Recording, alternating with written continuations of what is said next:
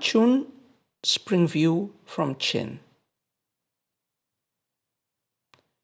From Phoenix Tower, the spring view is splendid. Palace halls rise, layer upon layer. Trees in the imperial park glisten in rain. The Chongnan peaks glow after clearing. Fallen blossoms scatter the paths everywhere.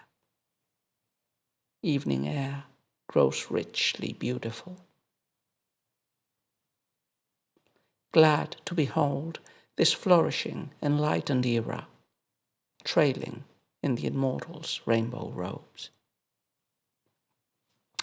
So today we start with a set of 3 poems by the relatively little-known Tang female Daoist priestess Yuan Chun. So not much is known about her as far as I'm aware. About 6 poems have been preserved of her, approximately, some of them rediscovered in the Dunhuan manuscripts. It is believed that she lived in the High Tang period, so during the reign of Emperor Xuanzong, so first half of the 8th century. We know that she was from a well-to-do family of Luoyang, the eastern capital of the Tang dynasty, and that she settled in the capital, where she became the abbess, the main priestess of the Jide convent in Chang'an, which was one of the greatest Taoist institutions in the capital, probably the second most important Taoist abbey in the capital. There was one within the imperial palace, and the next one probably is this one in importance, which was located, the Jide convent was in the northwest part of the town, and it was more focused on compiling scriptures, while the other one, which was located within the imperial palace, was more focused on services connected to the imperial house, which, as you will remember from previous videos that we've made, was believed to be connected with Lao Tzu and was a keen patron of Taoism. So that's basically all we know about Yuan Chun. She had family from Luoyang, and she was an abbess, and she came from an aristocratic family. We also know that she was in her position as abbess for 36 years, practicing laboratory alchemy, and that from youth she had been fascinated by pursuing immortality, and she died about 779, more than 60 years old. So the poem that we've read today, Qin Chong Chung Wan, Spring View from the Qin region, describes scenes of the imperial palaces and the parks and of Mount Chongnan, south of Chang'an. Also expresses her joy as a Taoist priestess during an age of peace and prosperity, which likely refers to the prosperous pre-rebellion period of Emperor Xuanzong's reign. The topic of the poem pretty transparently is, this is a landscape descriptive poem, although it has auspiciousness as a sub-theme. And it's, basically describing the view of not so much the imperial capital, but the imperial palace, its parks, and beyond, seen from the towers of the palace, beyond the southern outskirts of the capital, the Chongnan Mountains. So basically it's a landscape poem, also a court poem depicting the imperial palace. Its last couplet, though, has this auspicious Taoistic element of congratulating the current happy era of Taoist splendor, although you could perhaps read it with other overtones, as we will comment at the end. Okay, so the poem is a pentasyllabic, regulated poem. As usual, this means 8 lines, 4 couplets. Middle 2 should be parallelistic. Let's take a look at them couplet by couplet. So first couplet, from Phoenix Tower, the spring view is splendid. Palace halls rise, layer upon layer. So, as usual, the first couplet locates us in space and time. The time is spring. The place is a tower. Phoenix Tower is, as far as I'm aware, not a specific building in the Tang imperial palaces of the High Tang era, but it was just a conventional reference, a conventional phrase that could be used for any tower or story building or pavilion, of which there were many in the capital and in the imperial city. So we have to imagine the poetic persona is in one of these towers inside the precincts of the imperial palace, looking out at the other buildings of the imperial palace and the parks within, and looking to the horizon far beyond in the south to the Chongnan Mountains. The imperial palace in Chang'an, the main ones, were in the north of the city, according to Chinese geomantic traditions, that the ruler should be on the north facing south. And beyond the southern bounds of the capital, within walking distance, a day's distance, I think, were the Chongnan Mountains, which were a favorite of recluses and hermits and would-be hermits who visited those places in their days off in the southern mountains. And we've read poems of scholar officials going to visit the recluses in the Chongnan Mountains. So the first poem, It's Spring, the lovely green renewal season of the year. The view is wonderful, and it's a view from on height, from some tower in the palace. Remember, heights in Chinese literature, traditionally mountains, but also towers, connote insight, the physical expansion of sight from being in a high place is analogized with the insight of seeing the truth. So poetic personas on the Phoenix Tower, looking around, lovely view, and also lots of buildings, like the palace halls rise layer upon layer. There's layer upon layer of buildings and halls, all forming like a beautiful pattern, a multi-layered, like clouds, pattern of buildings, interspersed with the gardens and the vegetation and the greenery. Second couplet. So the second couplet zooms in a little bit. Well, it zooms in and it zooms out. Trees in the imperial park glisten in rain. The Chongnan peaks glow after clearing.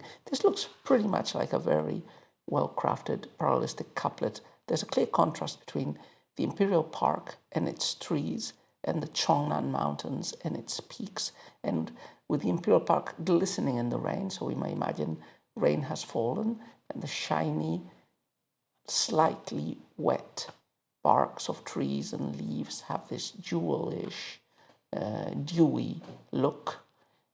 But this is the rain falling. This is contrasted in the next line with the mountains appearing after the rain has gone away, after the clouds are clearing.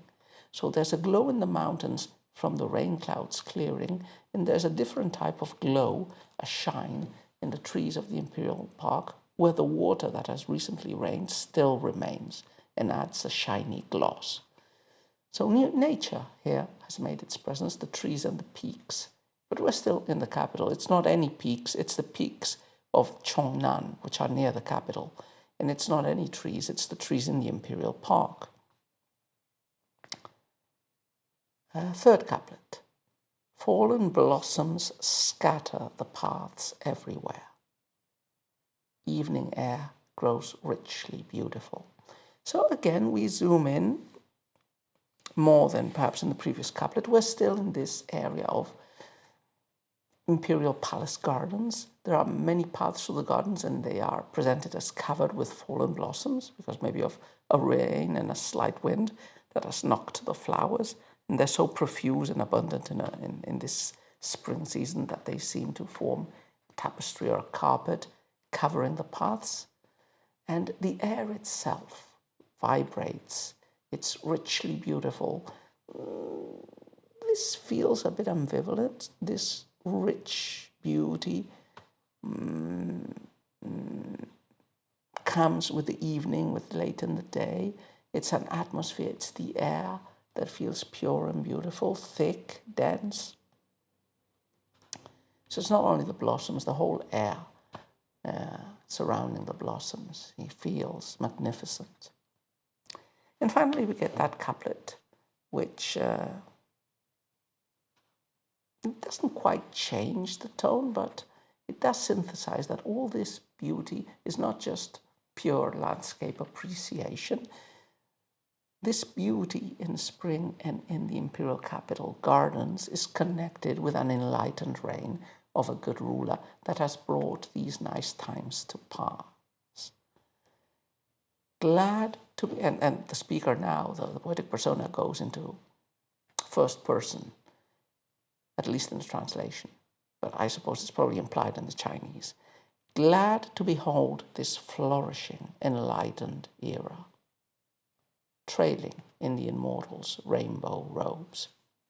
So the poetic persona who enjoys these views is glad to live in this era, usually describing your emperors, your rulers' era as flourishing and enlightened is a pretty trite and conventional element of all court poetry, but we should be taking it seriously here.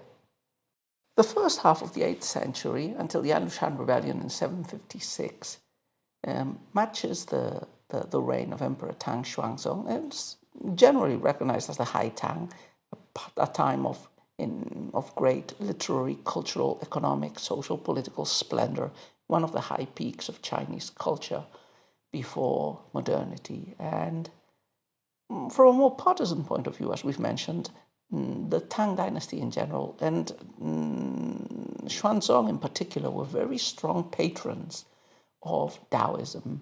Imperial princesses became abbesses and were magnificently endowed with temples. Daoism received a lot of patronage. Xuanzong instituted Daoist examinations, which were to be concurrent with the typical, the more traditional Confucian examinations in the classics. So Daoism was flourishing and receiving state patronage. So the splendor of the nation would also be seen in an even sweeter light, perhaps, by the abbess of Shide monastery, because it was also a time of Daoist patronage and flourishing. In fact, the image she presents at the end, she's doing a double thing. She is rejoicing at the enlightened reign, but also trailing in the immortals' rainbow robes. So the immortals, the Daoist immortals, are typically depicted wearing rainbow robes and with Daoist hermits and priests and followers trying to follow their traces. Their traces towards becoming immortal. So you can imagine that the Daoist priestess who's composing this poem is glad to be in this era, and also glad to be, as a Daoist practitioner, following the immortals. It could also be pointing at the era itself, this era of splendor and of Daoist patronage, the whole era trailing in the immortals' rainbow robes, following the good path and the good models of the immortals, and therefore being, in a certain way, a recreation on earth of Daoist transcendent images and of paradise.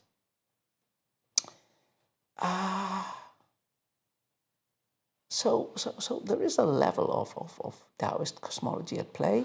The rainbow skirts, for example, we mentioned rainbow robes. I'm not sure if they're robes, skirts, or both. But this could be a reference, a very explicit reference to Xuanzong. Xuanzong, among other things, commissioned ritual performances, including rainbow skirt and feathered garments dance. So this resonates with the Ni Chang, with the rainbow robes in Yuan Chun's line. So this might be a nod, a flattering nod to Xuanzong's Daoist aesthetics, connecting courtly spectacle with immortal transcendence. And remember, the Tang dynasty claimed descent from Lao Tzu.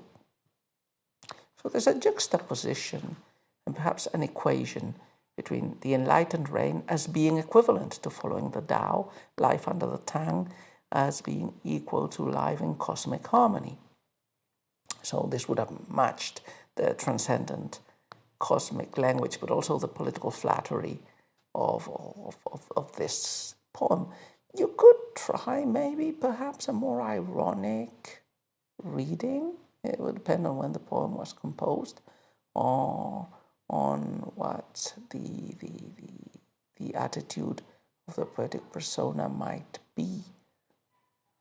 So, but I'm not going to enter into that path.